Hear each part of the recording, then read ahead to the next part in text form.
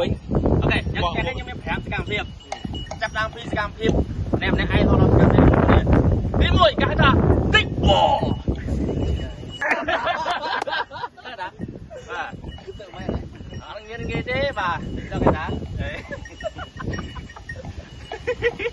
អូខេទី1ដល់គ្នាប្រឡងមានស្បែកជើងប្រមាណអត់មានស្បែកជើងមែនអត់ដល់គ្នាយកស្បែកជើងមកទុកចូលតលេងលោកទៅអាចយកស្បែកជើងគុំចូលដល់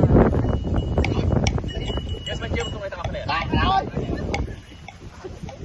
ហើយយកមកសិនមកយកមកសិនមកយកស្បែកជើងមកទុកនេះសិនមកចន់អាចមកចន់ស៊ីយ៉ាងពុតនេះគឺបួលអាចមានឯគោហ្នឹងឯងគោចាប់ដល់ផ្អើយើងហើយមកមើលមុខយើងហ្នឹងយើងហ្វេន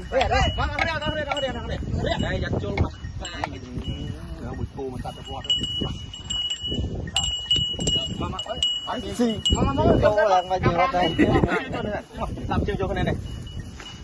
អូគោឃើញអាវក្រហមដេញចូលអត់បីដែរឃើញអាវក្រហមដេញចូលអត់គោមកឈរគោនេះមកគោបី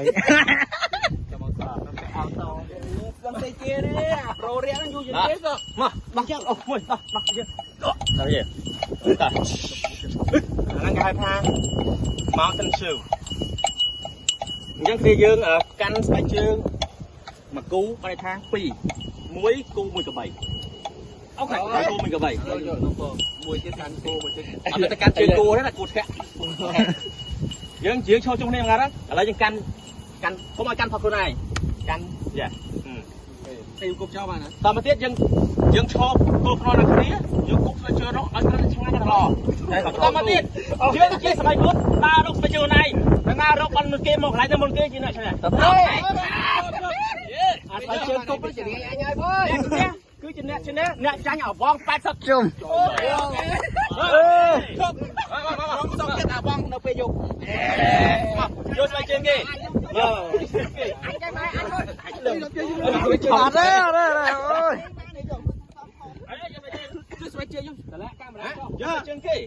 ទុកសិន